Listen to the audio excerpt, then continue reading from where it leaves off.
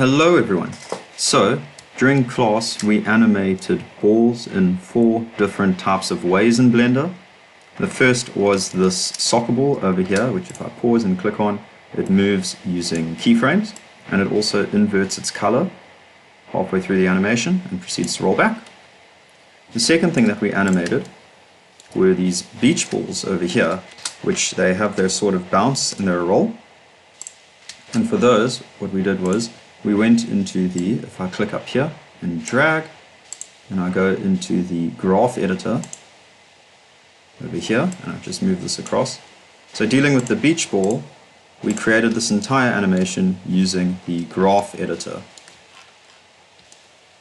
So if I just squish that out a little bit so that it's more visual, you can see there's all the bounces, and as I hit play, you can see it bounces, bounces again, and rolls. And I think this one was a little bit cleaner, the second beach ball. Yep, there we go. So I'm just going to click here and close that window. The third one that we looked at was a tennis ball that jumps upward and sort of does this little squashy stretch. We also did a little bit of lighting work with it as well. I had a key light, a full light, and a backlight.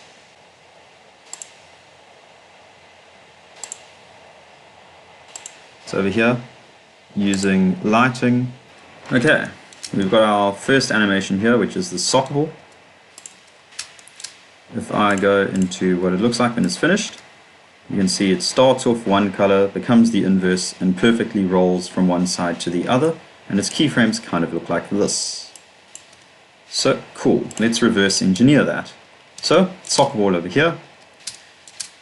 There is an issue, which is if we roll, we've got our pivot point set all the way to the bottom of the ball. So that's not going to look like a very convincing roll. We need to change this pivot point to being in the middle of the ball.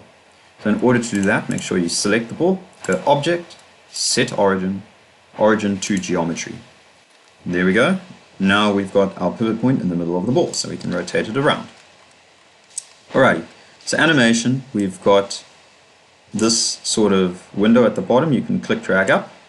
If you don't have that, you'll have to right click somewhere in this blank area and say horizontal split, which will let you choose where you add in a new window, and then you just set that window to being the timeline or the dope sheet, either or. I'm going to right click in this blank area and say close area to get rid of that window. There we go. Alrighty, so we've got ball, good ball. Let's animate ball. So, 2 ways to animate.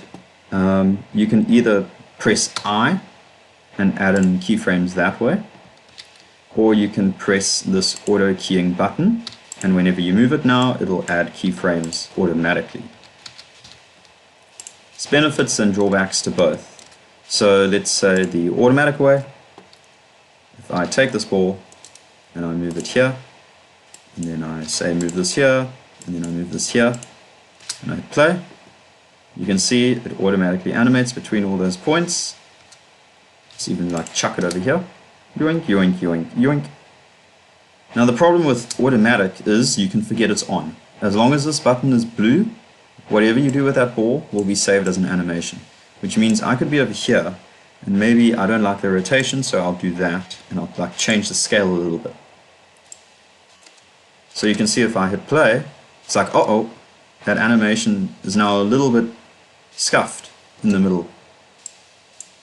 It could become super severe as well. Like let's say I try and really do some extra work on the ball there. Now this animation is starting to become a little bit epileptic. It's trying to do its JJK domain expansion.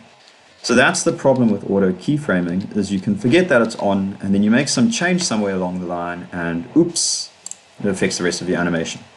Now, the other way is creating keyframes using I. So if I press I here, it gives me all of these options: keyframes for location, rotation, scale, location and rotation, rotation and scale. I'll just say, why not everything for now? So all 3 of those. Then move my playhead here, move that there, I for everything, move that there. Oh, what's that? Exactly. So I tried moving this somewhere, and I forgot to press I, which has completely cancelled where I've put that ball. So that's the thing with using I, is you have to keep manually pressing it over and over again. And if you get your ball in a super cool position and you forget to press it, you lose that. So usually I do a combination of both. I'll have the little auto keyframing on, and I'll be pressing I at the same time. Okay, one more thing to show you, and then we'll get on to the cool stuff. So I've got my auto keyframing on. I will move this ball over here. And if I go into the properties for the ball, which is this little orange object thing, whenever you place a keyframe down by hand, it makes all of these positions that are affected yellow. So if I click this and drag it down, you can see there's the location, the rotation, and the scale for the X, Y, and Z. So because I've by hand placed down a keyframe there by either having my auto keyframing on or by pressing I, Blender will make these yellow coordinates. Where you don't have a by hand keyframe, Blender leaves those as green. So by hand, something you've put down will always be yellow. Something that Blender does on its own will always be green. There's another color as well, that's sort of hidden Sharingan, which if I move this ball over here, see it's yellow. But let's say I have auto keyframing off, and I just move it there temporarily. We've got orange keyframes now. So orange means you've done something by hand, just like a yellow, but you haven't saved it. So Blender will make it orange to sort of give you a warning like, hey buddy, you should probably save this around now, otherwise you'll lose it. So there, I just lost it. If I was to go here, move this, oh, it's orange now. So I'd better say I, location, rotation, scale, and there we go, it becomes yellow. So that's basically the difference. A yellow keyframe is one you've put down by hand. A green one is one that Blender is carrying you for, it's automatically doing it. And orange is basically, you should probably save this, otherwise you'll lose it. Okay, let's animate this ball. So make sure in your timeline you set it to have 50 frames. That's what we're working with, and you can zoom in using your scroll on your mouse. So you can either work in the dope sheet or you can work in the timeline for this. I'll be swapping between them because they're interchangeable. So we've got ball, we've got pivot point in the middle, we've got 50 frames. What I'm going to do is I'm going to press I. I'm going to say location over there, and I'm going to open this up. So we've got X, Y, Z location. So I'm going to switch on my auto keying. I'm going to move the playhead to about 25, so directly in the middle. I'm going to press G to move my ball. And let's see, X restrains it on this axis. So I'm going to move it over here. So I went G, X, moved it here. And you can see now we've got all of these keyframes that have sort of come in automatically. We've also got keyframes for the rotation and scale. And that's because we've done this automatic keyframe style instead. If we were to switch that off, press G and X, move it there, and then go I and location, see how it's only kept location. So that's the thing about having auto keying, is it literally makes automatic keyframes for everything, your location, your rotation, and your scale. So for the time being, I'll stick with I. So there we go, we move it over there. I'm going to move the playhead all the way to the end, click drag over these keyframes, and go Control C to copy, and Control V to paste. And there we go, you can see the ball sort of moves there, to there, to there, to there. And it's not a constant force as well. It sort of starts off slow, it eases into the animation, and then eases out again. So slow, speed up, slow, speed up, slow, speed up, slow. And if you want to change that, you would have to go into your graph editor, which is over here. So the graph editor basically shows the the amount of change over time for an animation. So over here you can see it's like super curvy, and as I hit play you'll see it's like wherever it's straight basically means it's going to be quick, and curvy is slow. So it's like curvy, straight, curvy sort of thing. So it's slow, fast, slow. And that's just so that Blender sort of creates a human looking or animal looking natural animation speed. If I was to press A, select all of this, and then either right click or press T, which is my shortcut, and swap this from Bezier, which is what it is right now, to linear, now it's this very sharp line, and this is what's usually used for robotics. If you're animating a robot character or you're dealing with factory machinery, now it's this constant speed, almost as if it's on a conveyor belt, and it doesn't look very human or very natural. Of course, there's also constant, which snaps the ball to a specific position if you're just working with your timing or if you're on Source Filmmaker. But for us, we stick with Bezier, we stick with our bendy boy for the time being. So I'm going to close that little window. So we've got this animation. Let's have the ball rotate. So I'm going to go to the very first frame, I'm going to press I and add a keyframe for rotation as well. If you've been doing this via the auto keying, you should already have that, so you shouldn't have to worry. I'm going to move to the middle here, and I'm going to press R on the ball to rotate it. We want a full 360-degree roll forward. So I'm going to type in 360 and then hit enter. So you can see here it's rotated it by 360 degrees. But what's that? The ball does not roll forward. The reason for that is because I had auto keying off and I did not press I. So that would have given me, if you take the video back, one of those orange keyframes. So there's the annoying part about using I over and over again, is that yes, you rotate it, you type in how much you want, and then you have to click it and remember to keep clicking it. So there we go. So now we've got this roll forward. And of course we want it to roll backwards, which means we'd have to click drag over the rotation keyframes, Control C, Control V.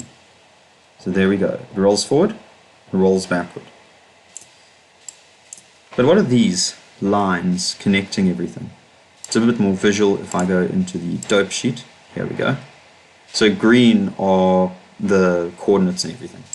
Alrighty. So you can see some of these have got a yellow line running between them. That means that I have not changed that position or rotation in between these points. So basically wherever the yellow line is, it means it's exactly the same. So because I haven't changed the X or Y position in between here and here, it stays with this yellow line, and because it hasn't changed between here and here, still yellow line. This does not have a yellow line. So my X, which does change position, there's no line connecting. My Y, that changes the rotation, there's no line connecting. So that's basically what these streaks are. If I go back to my timeline, there we go. So where there's a line connecting, it means it does not change. Where there is no line connecting, it means it does change. So basically these keyframes here, because they don't change between the beginning and the end, are useless keyframes. We could actually delete those and see how the animation remains completely unchanged. But I'll keep them in for the time being. Okay, so if I hit spacebar to play, there's our ball. They see him rolling. Let's change the color as well. So what I'm going to do is I'm going to go to my material. This ball has got a black and a white. Yours would probably have a different material if you've got the tennis ball, the beach ball, or whatever. What I want to do is I'm going to press Z and make sure I'm in my material preview, so that way I can see the color changing. If you're in solid, you won't see the color changing. You have to be in material. I'm going to hover over my, let's see, I've got my black. I'll hover over the base color and I'll press I. See how it's now got this yellow outline? and it's now added in actual points for my base color. So it's created a keyframe for color, which is actually pretty freaking dank. I'm going to drag this all the way to the end here as well, and press I again while hovering over the base color. So there we go. And remember, the color doesn't change yet, so it keeps that yellow running through. So let's go to the middle now and invert the color completely. So I'm going to hover over, I'm going to press I, I'm going to click on it, and change it from a black to a white. So now it starts off black, and it didn't save it. Very interesting. So that was probably because I pressed I and then changed the color. So I'll Control Z. So there. Let's go here. Let's change the color here and then press I. There we go. Now it changes the color between these two frames. Of course, that wouldn't be an issue at all if you had the automatic keying, and then you were to just go here and be like, whoop, change the color there, and it does it automatically. The joys of automatic keyframing. Yoink. Let's go to the white texture, so the other one. I'm going to hover over, press I, go to the end, press I, go to the middle, put on my automatic, and change this from white to black. There we go. And then I'll switch off my auto keyframing so I don't accidentally change anything. And I'll do Control S to save over here. So now you can see there's our full ball animation. Remember, if you want to change the sort of timing of that, you can open up your graph editor. Although this is a little bit finicky, so I'll hit pause for the time being. I'll go to my roll, which was, remember, I was changing it on the X location. If you want to change the timing of this, you can always grab these handles and you can sort of alter the graph. So now you can see it's like it's slow and then quickly goes back, because the sharper this angle, the faster the animation. So slow and then runs itself back. Let's do like a super sort of extreme one there. And if I were to go here, make that like super abrupt. So it's slow and then super fast, because that's super like straight. So if you want to change the timing, you can do it using that. I'm just going to Control Z until I've got it back to normal. And that is our first ball, which is the soccer ball. Da-da-da! So we have our second ball, which is the beach ball. Now with the beach ball, this is going to rotate forwards as well. If we look at our reference over here, you can look at either of these two. They do roll forward by a full revolution.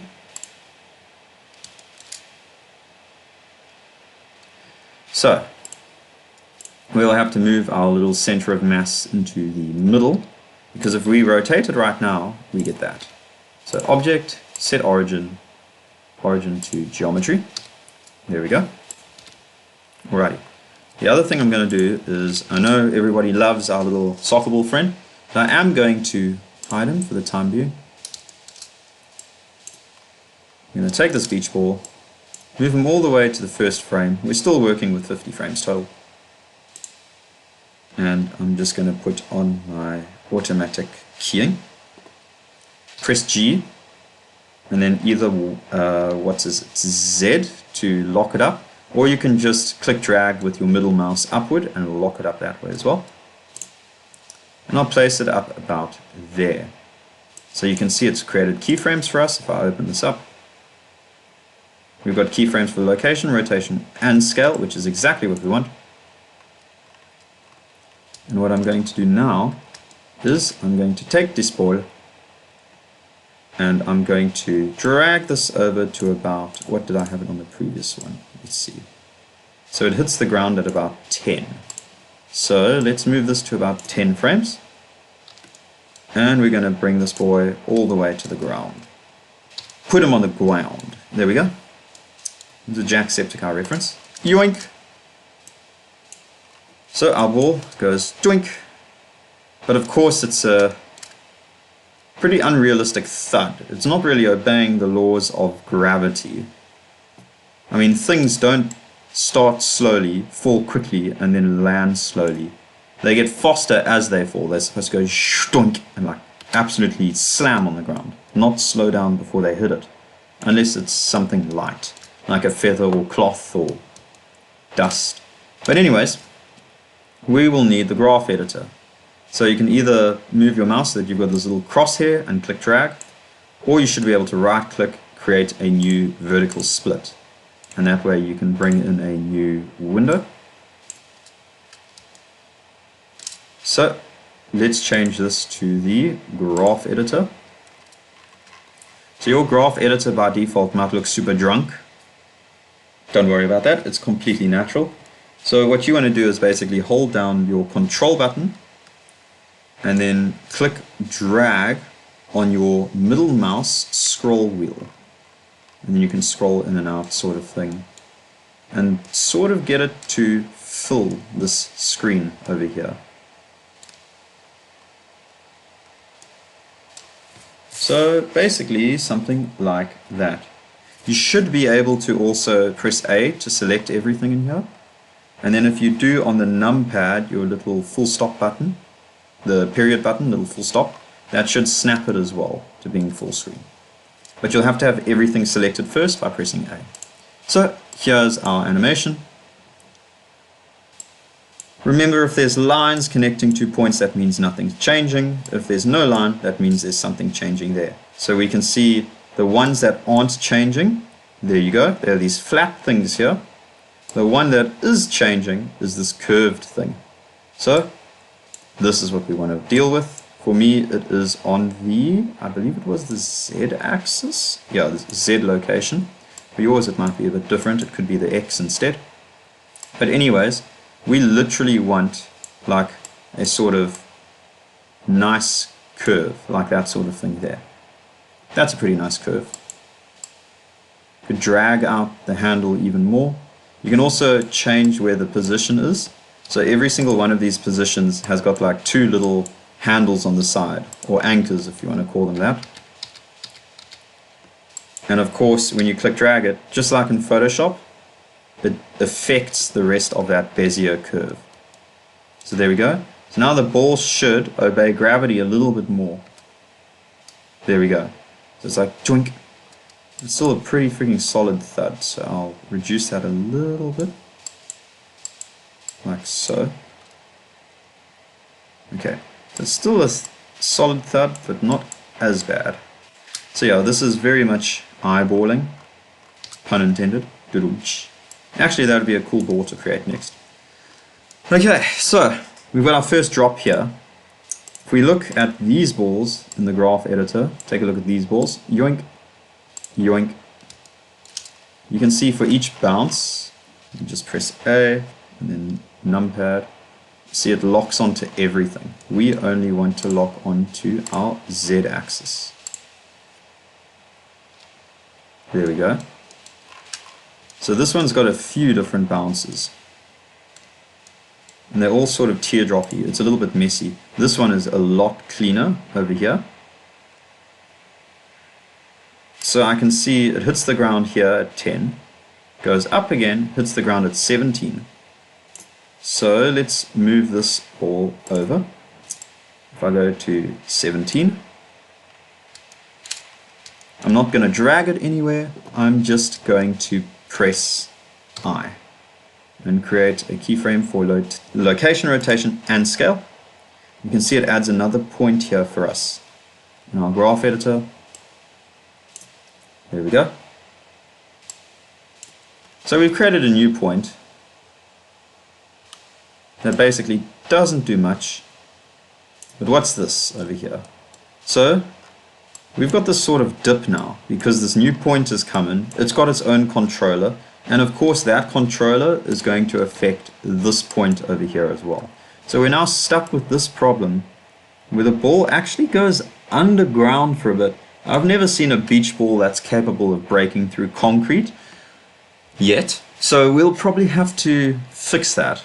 So if I try and move this, yes, we can have it not go underground anymore, but then it changes the fall again. Now it's falling slowly. So what gives? Well, whenever we move one of these handles, it changes the other one like directly proportionally. We need to stop that. So in order to do that, you have to select both handles and the little point in the middle. And the shortcut is V, or you can right click. If you right click, you go handle type. If you just press V, it gives you this immediately. So everything we deal with is basically aligned. Aligned will always keep those handles as a straight line. We don't want that. What we want is, we want free. For freedom and liberty. Become a hole diver today. So now that it's free, I can move these points individually and see how it doesn't change this other handle anymore. So that's pretty freaking cool. What I'm going to do is I'm going to move that point up there, almost like it's shooting into space. This one here, if I drag this, you can see how it's still an aligned one. So remember, if you want to change that to free, you have to select the whole thing, go V, free. Now I can drag this as well. So I'm going to try and get a bounce. I've looked at a few references for beach balls. I'm going to try and get this to be about 2/3 of the original height. That looks about 2/3. Around there or so. So let's take a look at this now. Alrighty. So we didn't even drag it up there the second time. It automatically put itself up there because of our curve. We're actively changing its position using the curve editor. However, that second drop is still pretty frigging quick. So let's try and yoink. Move that down there a bit, lean this over a little bit, make it a bit bottom heavy. There we go, that's a lot better.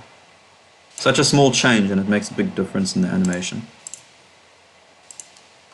So our next point was on 22, it hits the ground, and then it hits the ground on 25 as well. So 22 and 25. So I'll drag this over to 22, I'll press I and create something for everything, drag it over to 25, and press I, create a keyframe for everything. So we've got two more things to work with over here now. So you can see how the points very quickly start getting messy. And remember, when you bring in a point by default, it'll always be aligned. So here our new point, you can see it is very much aligned. So we'll have to rinse, repeat, click on that, change this to free, and I'm just going to speed run the rest of this. So as a rule of thumb, I'm always aiming for 2/3 of the original for the height. Something like that, make it a little bit bottom heavy, to give that illusion of gravity. Okay. Let's look at what do we have here. We've got another point here, which is already free. Move it like this. This one's an aligned one. We need to change that to free. So I'll go V, free, yoink. Drag this, make it a little bit bottom heavy. Try and get that 2/3. It's a little bit tall for 2/3. Shorten that even more. So bounce, bounce, bounce, bounce. Bounce, bounce, bounce, bounce. Yep. This is 22 to 25. We could add one on 27.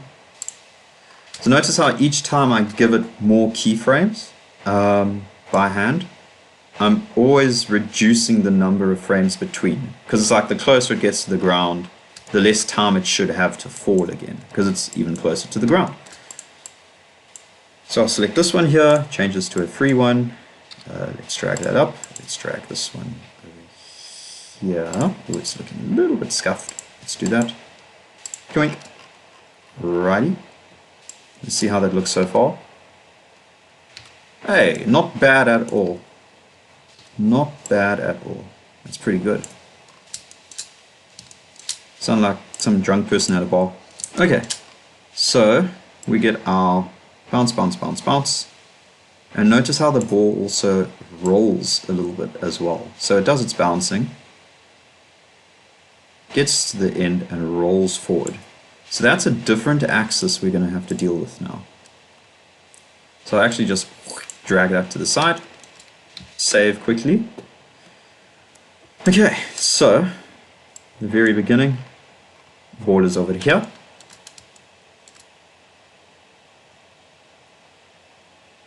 If I open this up, the axis we're going to be moving on is, if I try Z, it goes up and down. If I try X, it goes left and right.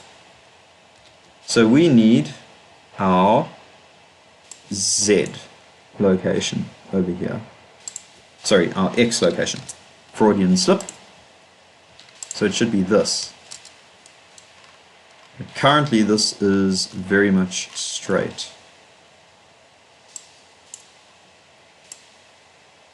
So let me go all the way through to frame 27 and let's fix this. So I'm going to press G, X, move it however far you want it to fall. I'll move it about here. So you can see bounce, bounce, bounce, and it shoots across. Now why does it do that? Well, we've been making keyframes and it's constantly been adding new X locations. See how we've got that line running through?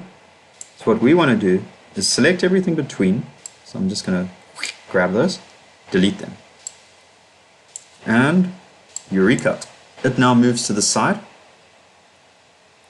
Of course, we probably want it to roll a little bit more at the end. So you could actually click on this X location and drag it across. Let's have it end around there. That should be a pretty long roll. Yeah, that's about okay. Frame 45 works. No issues with that. So it bounces. Other thing is, if you want to change the sort of speed of that, you click on X location. You can see now we've got a curve for it instead of a straight line because we've been messing with it. If I select that handle, I'm not going to change this to free, I just want to see what it looks like as aligned. Let's see the speed of that. So there, just from moving that single handle out, it starts off fast and sort of slows down. Remember, the curvier, the slower. The sharper, the faster. So I'm going to really like sort of push that to its limits. Let's see what's going on down here. Do you have any handles? These other ones are getting in the way, so what I'm going to do is I'm just going to hide them by using the little eye icon. There we go. Let's see if this guy's got handles. He might, but I'm not seeing them at the moment.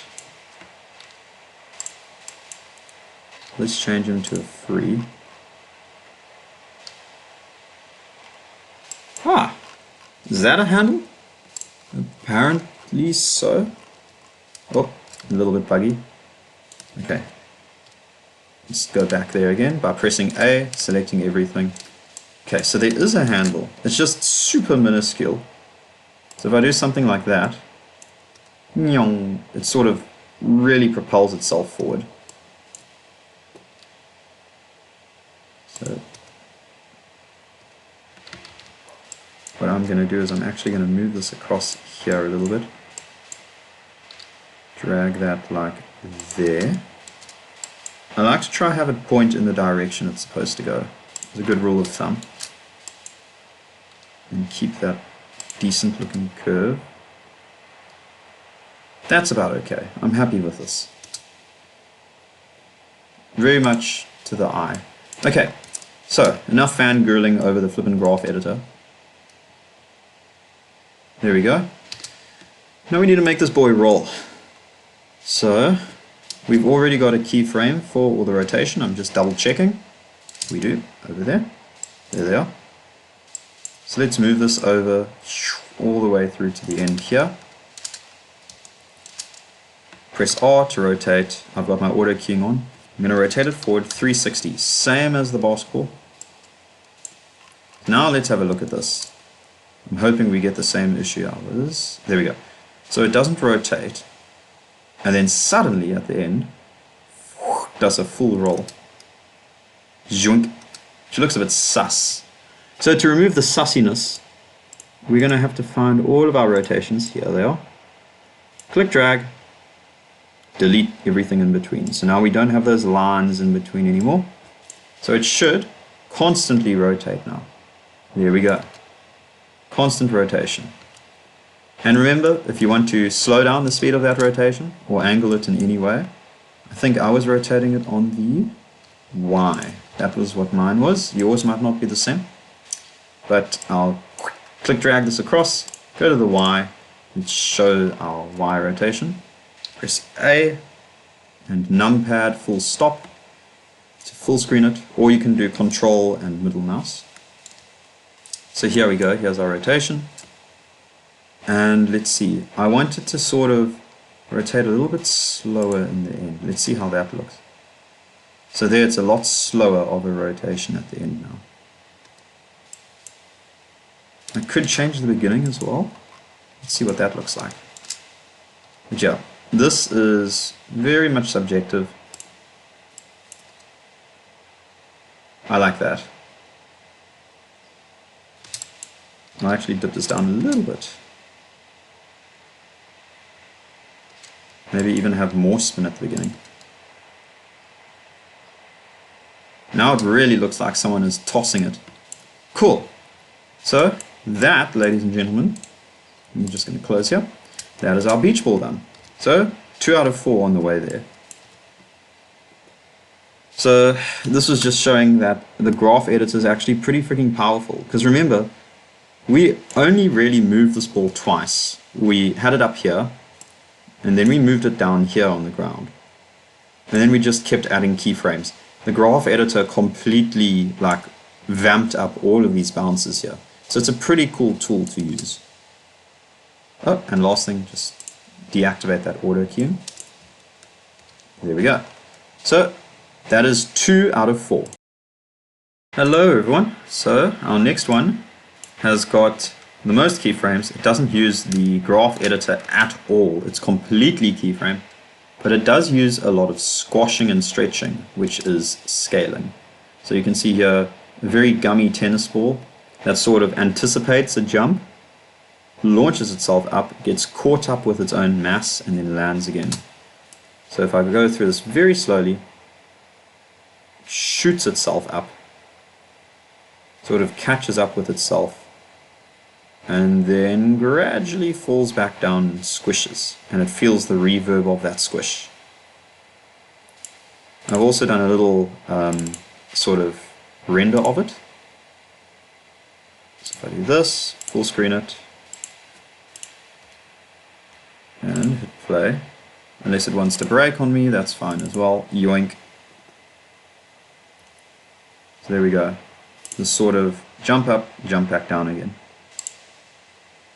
So let's reverse engineer that. Boink. We've currently got our beach ball, our soccer ball. Let's add the tennis ball in there. So there he is. I'm going to hide our soccer and beach ball. So this guy over here, if I scale him, you'll see he scales along the bottom by pressing S and then X, Y, Z. Scales along the bottom because our center of mass, our pivot point, is on the bottom. If I was to move it, the origin, into the middle of him and scale him now, sort of squishes this way. But the difficulty is if he's landing like this and you want him to suddenly collapse on the ground, you've got to sort of eyeball where that ground is now, and it gets very messy. So for this one, you do want the pivot point, the origin, to be on the 3D cursor at the bottom of the object, because we're not rotating it, so we don't have to worry. Alrighty, so we have tennis ball. I'm going to stay in the little playback area here. What is this? Timeline, 50 frames. Let's hit auto keyframing. And I'm going to say I for everything. Absolutely everything. There we go. And then I'm going to drag this all the way to the end. Do I again for everything. So there we go. Now, this ball has a few different launch things. So it leaves the ground at 12. Reaches the top of the jump at 21. And lands on the ground again around 29. So let's just say 12 and 21 for the time being. So I'll go here, I'll do I for everything, and I'll go here, do I for everything. So basically, jump here, land around here somewhere. So the landing on this was around, we can say 33. No, it's close. 32 is not bad. So I'll do I for everything. There we go. So we've got our bases. Drink. I'll just drag this down. Okay, now we get into squash stretch territory. But remember, for a ball, you kind of want it to keep the same volume, which means if you stretch it upward, if I was to go Shift D here, and move this ball over here, and I also scale this upwards, this looks like a bigger ball now. So that means if you scale it upwards, you will have to squish it inwards. We're basically looking for the fact that these balls have the exact same volume. Okay, so here we go. Don't mind my background noise. So, just before the ball launches, I'm going to squish it down. Remember, conservation of volume. I'm actually going to keep a copy of this ball on the side. And what I'm going to do on the copy is I'm going to select all the keyframes, delete them, just so that I've got a reference. Remember, Shift D to copy. So let's work on this one over here. So it squishes down. Does this look like the same volume as this ball? It kind of does. If I squish it down even more, there we go. And as it goes off the ground, we're going to really flip and push this thing up. Something like that. So there we go. We get this gummy sort of look. And now the ball in 21 is supposed to be all the way up in the air. So we chuck it up there.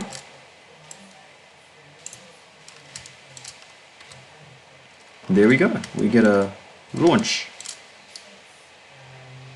Okay. So yoing, shoots himself up. The weight would catch up about there. So over here, let's actually squish this boy even more. Very squishy. But not too much that it doesn't look like it's growing from the original ball. Something like that. So it shoots up, gets to the top,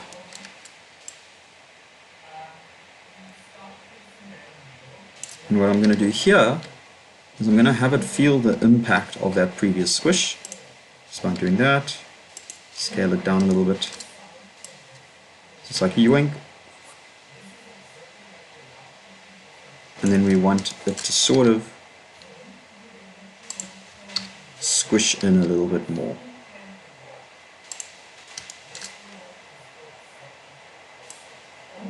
So it like sort of yoink, and then gravity catches up. In fact, maybe this should stay up a little bit.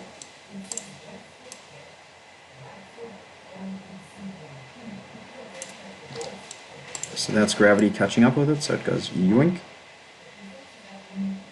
And if you want to get the ball to its original scale at any given time, it's Alt-S. I'll do something like that. It goes up, squishes, goes to its original, and starts falling again. And the moment before it hits the ground, we want it to be at its stretchiest. So let's try something like that. That's a very extreme stretch.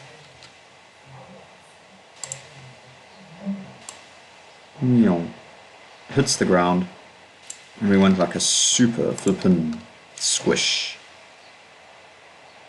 Like a meteor landing on the earth, but if the meteor was made out of marshmallows. And after the biggest sideways squish, we have the biggest up squish. There. Joink. And then we will quickly go Alt-S to reset the ball to its original. And squish it a little bit less. So basically with each consecutive bounce, it sort of squishes slightly less and stretches slightly less as well.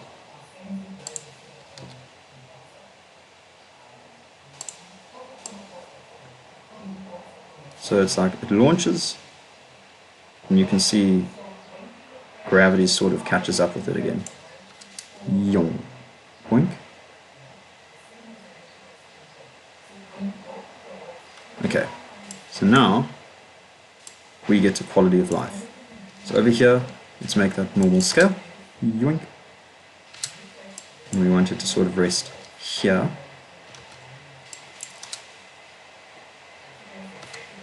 Okay, so it really stretches up. And I'll do that. Okay, so if you want to move keyframes, you can click drag them, and you can go yoink, yoink, yoink, yoink, yoink. I'll really let this thing build up. And it should shoot up almost immediately. Like I might even override that keyframe with it. Just drag it right there.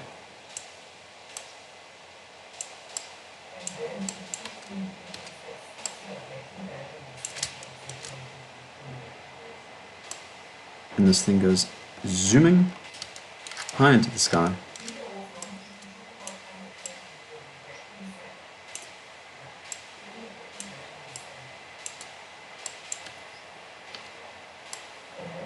Goes up into the air.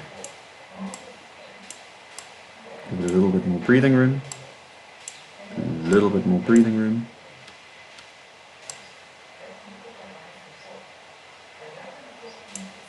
And starts falling around there.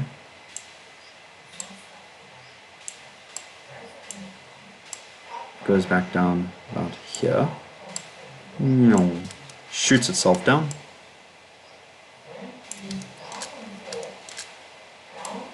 And this here, be even closer. But you can see what I mean by it's a lot of eyeballing and very subjective. You can have an actual reference, but this would probably make it a lot easier. There are some very gooey tennis ball references. So I'll move this out here.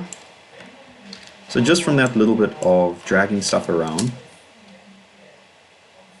you've already got a pretty convincing bounce with some squash and stretch.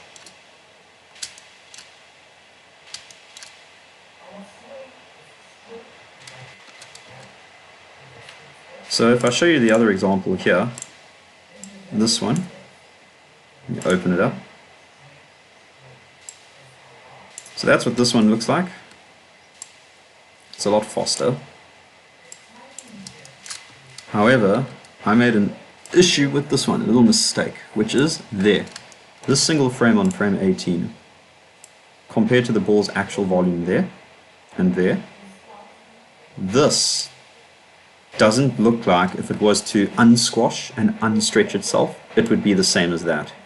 This looks like it's actually a completely bigger ball. So that's what I mean by trying to keep your volume. You don't want to accidentally make it look like your ball is doing some sort of like Power Rangers supervillain grow ability.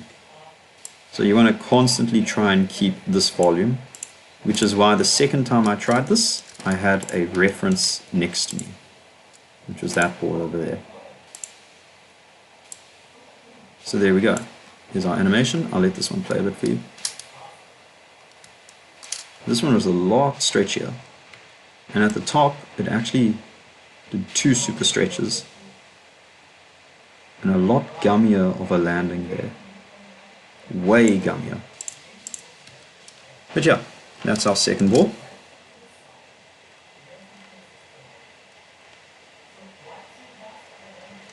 In fact, I might just squish it a little bit more at the top.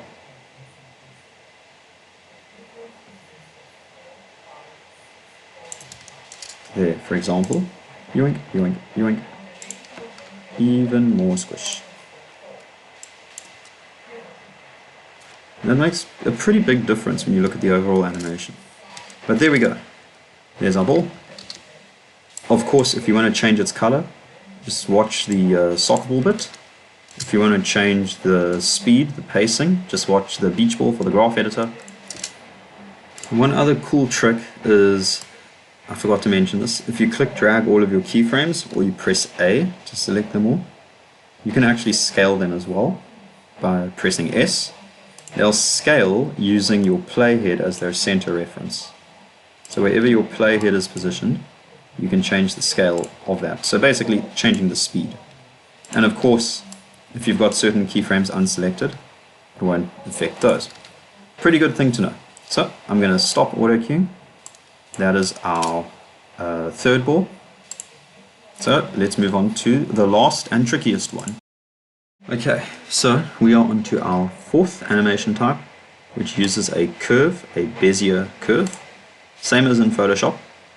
And there we have a little tennis ball, which follows this line. I've got a reference there for the arc, but I've just sped up the tennis ball a bit. There's also some squash. There you can see the tennis ball does squash. There's another one. Joink, joink, joink. Let me give you another view. Let's take this apart. Let's look at the brain of the thing. So over here, whoop, and let's bring up this one. Yeah. So we've got our arc, Bezier curve. We've got the ball, boink, boink, boink, and it follows that line. And then the next layer is to add squish, which is done through scaling. So how this process works is it's basically like a stand user and a stand. The one has to exist with the other at all times. It's sort of like a parasitic relationship, but they both feed off each other. So like two-way parasite, mutually beneficial. So the ball has got what's known as a constraint. The curve has got what is known as a path animation. We take the two of these, slap them together, bam, there's our magic. And that's how we cook for Walter White. So over here, I've got 3 different ball types that we've been working on. We've got our soccer ball, we've got our beach ball, we've got our tennis ball. Here's the next human sacrifice. Our basketball. We've got our basketball here. I've worked out that it's easier to do these if your pivot point is actually in the center of mass. You can have it on the bottom, but it is a little bit easier for the center. Up to you in the end. So I'm going to change the origin to being center of geometry. Here we go. And now I'm going to add this curve. If you want to add a video reference, you can go, let's see over here. You can go into a file explorer thing. You can find a video and you can straight up click drag it into Blender. It's that simple. And then you can scale it up so that you sort of get a good reference for the bounce. So this is a basketball. I don't know if giving it a tennis ball bounce is good for consistency, but we'll give it the benefit of a doubt. Let's see here. Around there or so. We'll bounce and roll about there. Okay, there we go. So I'm going to hide the tennis ball, I'm going to hide the soccer ball, I'm going to hide the beach ball.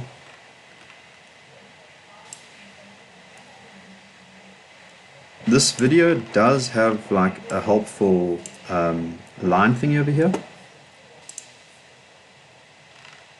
If you want to keep the video playing and it sort of stops after a few frames, you need to click on your video, go to the data property, which looks like a little picture.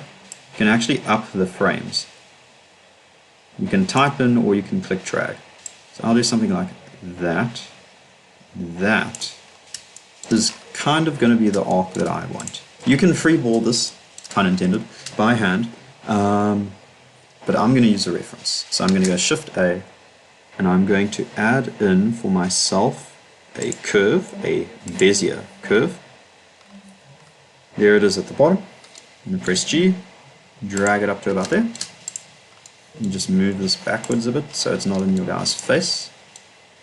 Okay, so you want this Bezier curve to be facing the direction we are going to be bouncing in. If yours is like that, click on it, rotate it by 90 degrees. You basically want it to point straight in the way that we're going to move this thing. Let me hide the basketball. On the Bezier, I'm going to press Tab to go into edit mode, or I guess it's just being fussy at the moment. There we go. So it's got everything selected. I don't want everything. I just want this point here, this single point. And I'm going to sort of rotate it so it's straight. If you want a specific one, you just go R45, and that'll do that for you. Okay, so there's our Bezier. It is straight. And remember, its handles, just like from our beach ball, are aligned by default, which means when you move one handle, if I grab the handle for the point, see how it moves that other handle there? They both move in a perfect parallel. If you want to change that, you need to select both the point and its two handles. And then you either right click or you do V. It's aligned by default. If you set it to free, you can see now I can move the one handle, the other handle does not move. I can even move the point and the other handle doesn't move. And if you want to set that back, you just go V aligned. And Bob's your uncle. There we go. Okay, so let's get this arc. So I'm going to press G and move this line by the point. And my rule of thumb is I try and keep everything aligned until it hits the floor, then I'll change it to free. So I'm going to stick with aligned for the time being. Okay, have these handles point in the direction you want the next one to go. Literally, like tell it where it's aiming. And that'll make it easier when you press E to extrude a new point, and then you rotate it in the direction you want. E to extrude a new point. You have to be in edit mode in order to do this. E to extrude a new point. Not bad so far. Sorry for all of my background noise, by the way, everyone.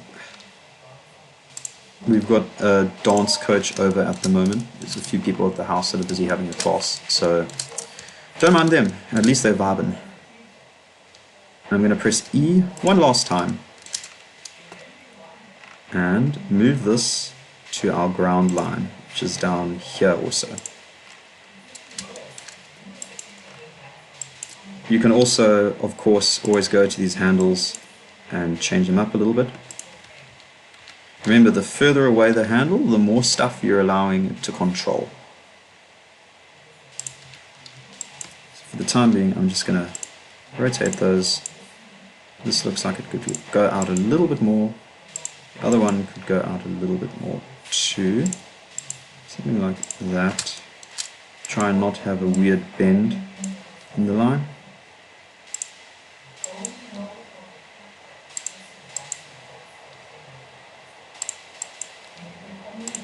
Yeah, that looks about okay. I'm happy with that.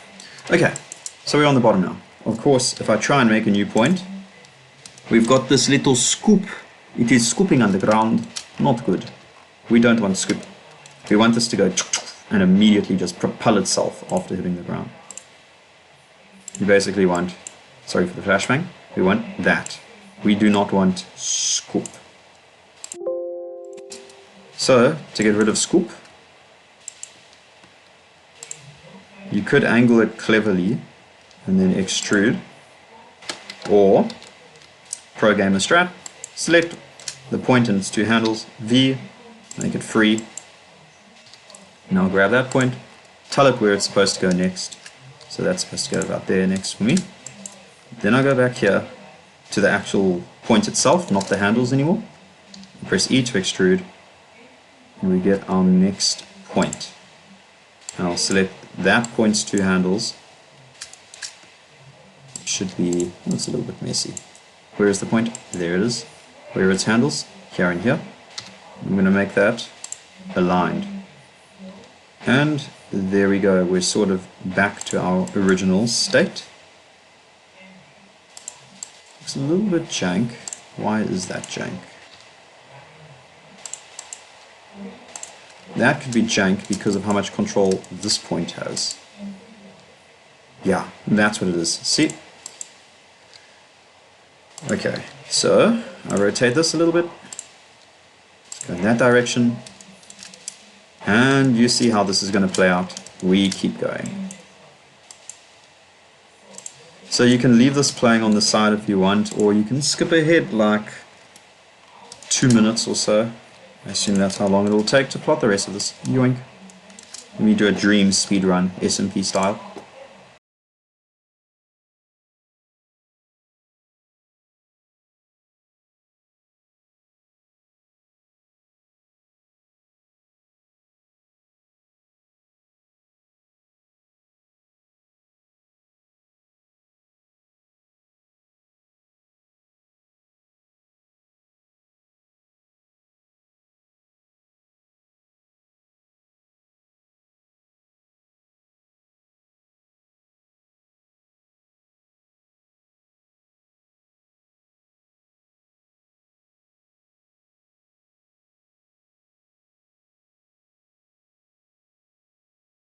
Okay, so let's get into this over here. I've got the Bezier curve. I've hidden my reference video at the background over there, but it does follow this. Here we go. And it rolls a little bit at the end as well. You can see that I've added a little bit of a roll. Okay, hide the video. So on the Bezier curve, if you click on it, don't click drag it, straight up just click on it. This green little sort of horseshoe, we're going to be working in the data, specifically here in the path animation. The basketball, we're going to be working in the constraints, not the modifiers. It looks similar. It's the constraints, which is this little like socket sort of thing, ball joint kind of looking thing. Okay, so the two of these are working hand in hand to make the animation.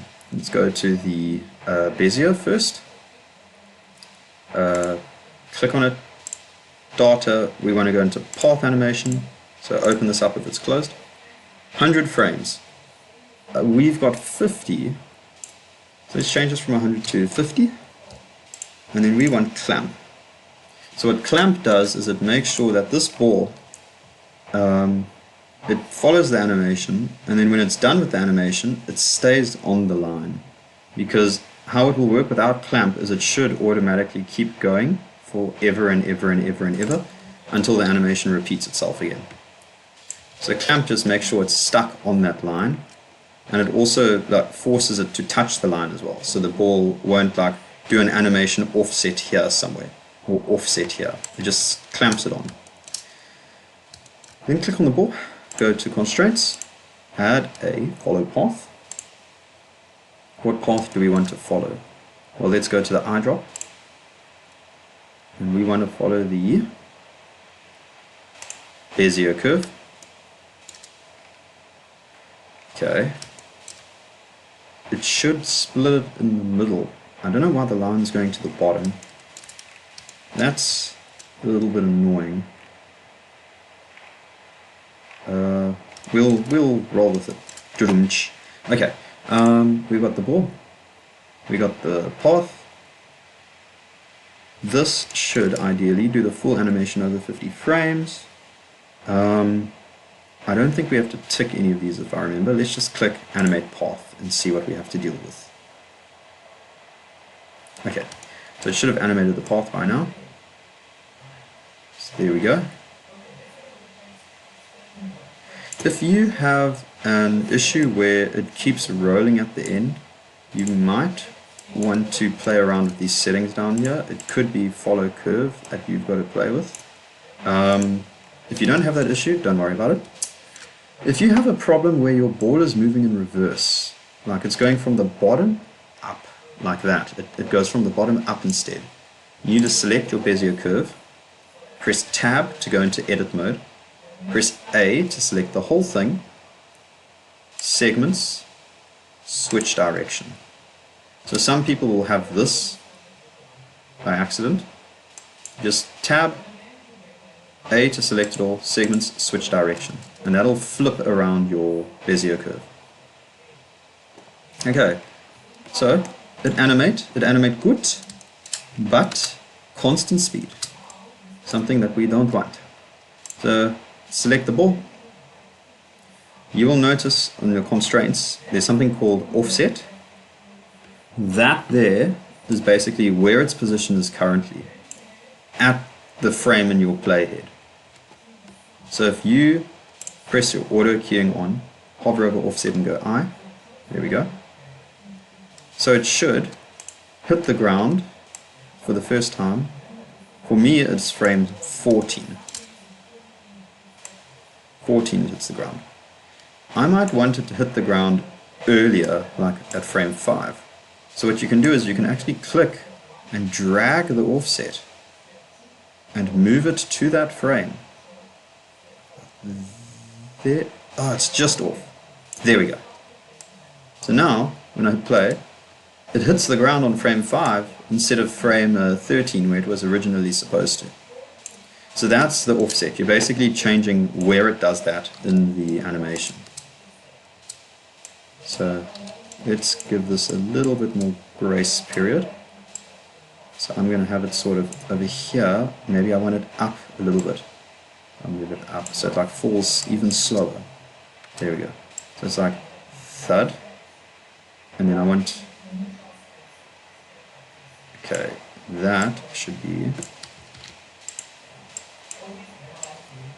earlier. And then I want this sort of slow rise. So maybe that rise should only occur around here. Yeah, so that's a bit too slow. So I can even click drag these frames and move them around like that. So doink, still slow.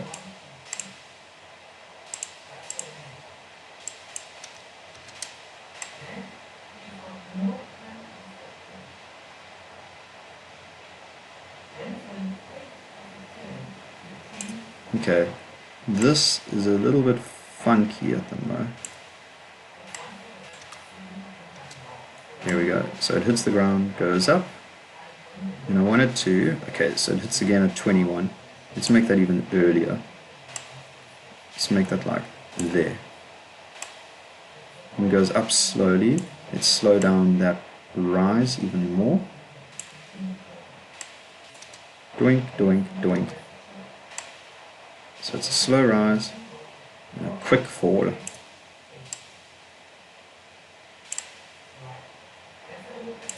Right there. Once again, a slow rise.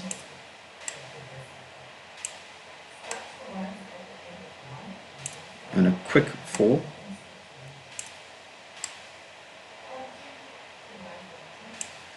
Okay, and let's see. The rest of this, I'm going to end the video here, and then I'll resume it once I've got this all done. Okay, here we go. We've got ball, which does this little bounce. Boink, boink, boink, boink, boink, boink, boink. You could add a roll to it. However, we are dealing with a Bezier now. Which means basically that if you want this ball to roll forward and then you scale it, its rotation is already fixed here, so you could end up with some sort of weird flying boomerang or baguette. So let's not focus on rotation for the time being and instead focus on scale. So we got the ball bouncing. Let's move to about here on the decline. And I'm going to situationally rotate and scale. Remember, we're dealing with volume, so let's try and not deform the ball from its original. Okay, so I'm going to go to the first frame, go Alt R and Alt S. There we go. I'll copy everything from the first frame. Whoop. Go all the way over to the last one. And you can see it keeps that scale and everything from here, because that's the last time we updated it. So I'll paste in the proper rotation scale and everything there. Okay, so it goes here.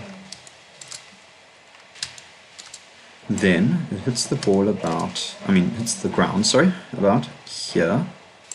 Let's just squash it, compress it a little bit.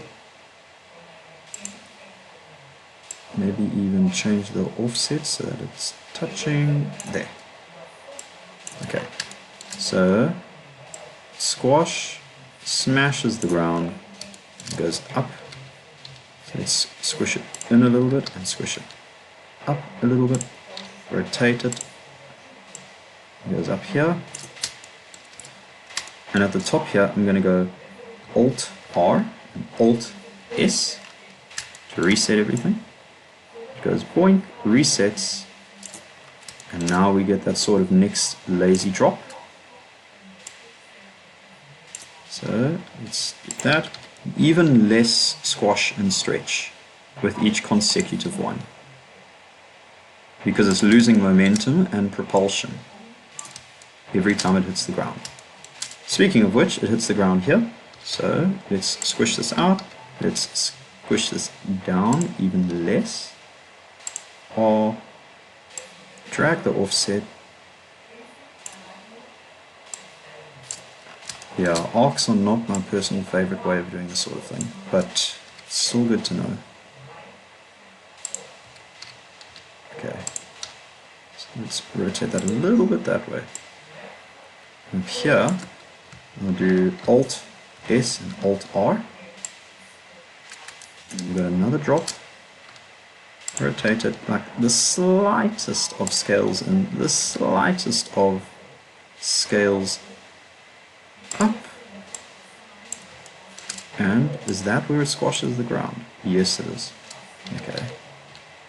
So we squash it down slightly, squash it sideways, slightly rotate it about there. Make sure it is offset onto the ground. Oh, that is such like a freaking minor little distance.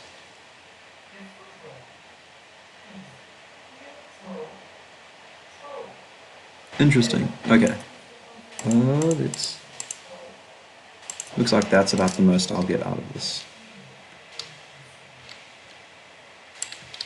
I could press G and manually move it down, as long as I don't open up a can of worms later on with something else. Okay, S and R, and the rest of that is fine. So now, boink, boink, boink, boink, boink. That's cool. If you want to add rotation the whole way through, it will make things a little bit janky, and I'll show you what I mean by that. So I'm going to rotate it forward about 360, so it hits the ground there. Okay, that's about fine. You can, if I go to it was my Y rotation, that's correct. So here it's like the same. Oh, sorry, it was my Z rotation. So it doesn't really rotate until the very end there, where it doesn't spin.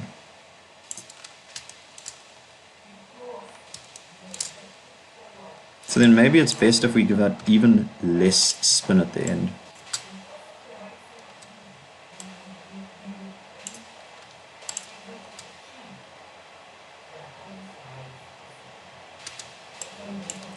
just move this all the way back there.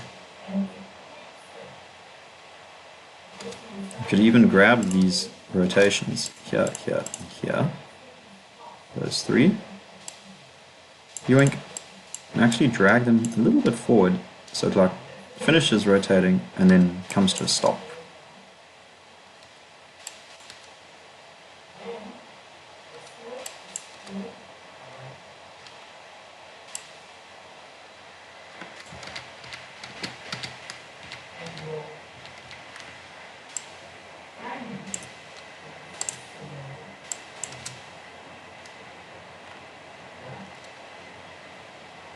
That's about okay. Just strange that it doesn't want to move those. Okay, I know what to do. I can do that. And do a little bit there. Yeah. So very finicky. That's why arcs are my least favorite of these four types. I think the world would be better off if they burnt all of these with flamethrowers. But there you go, that is an arc animation. So if we look at everything that we've got tennis, soccer and beach. Each one of these using their own animation style. Why not complete this scene with some finishing touches? So I'm going to Shift A, add in for myself a plane, doink. Let's look at it from the top view, scale it out a little bit. Up there, scale it out on the Z, up here, move that there also. Give it a material, we'll make it like a brownish sort of thing. The ground, call it ground. Give it a modifier called solidify. Solidify gives it some thickness, so we'll just do that also. With like our Minecraft dirt block flooring. Classic. And we could even take this, go Shift D to duplicate, R to rotate it by 90 degrees, G to move it about here, maybe even move it up a little bit, and give this one a new material, make it like a sort of cyan, assign it in the editor, darken it a little bit, even more, there we go. Okay. There we go. There are our balls. We've got yoink, yoink, yoink. Very satisfying to do this. We've got the first one we did, which was the soccer. And then we've got our second one, which was the beach ball. Then we had the tennis ball with this little squash. And then we had the basketball. So all of these using different techniques.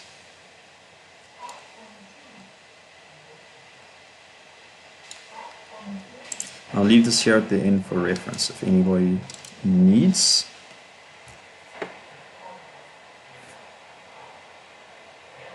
And then a top reference.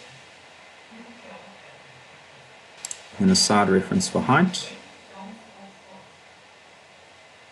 And from the reverse.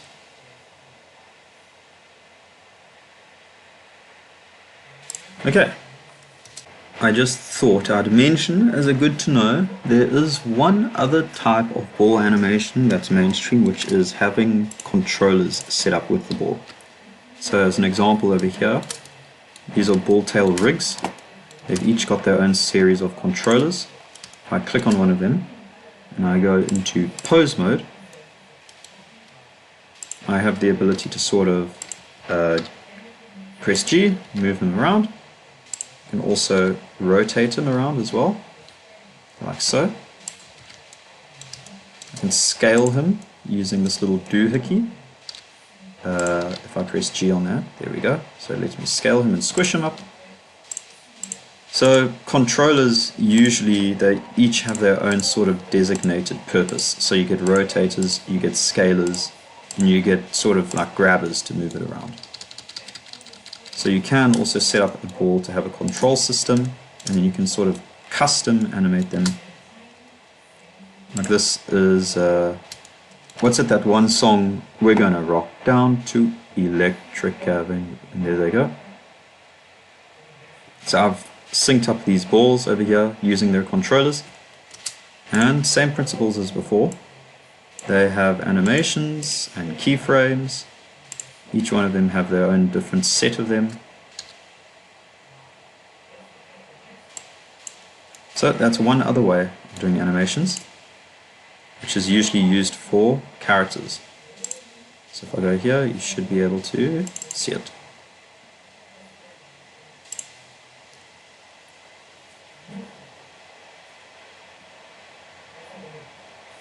So yeah, that's one other way of animating balls with our squat, stretch, rotation, all of that. We've got that built in using controllers. So yeah, technically 5 ways, but there you have it. Well done for following along to the end. Whoop.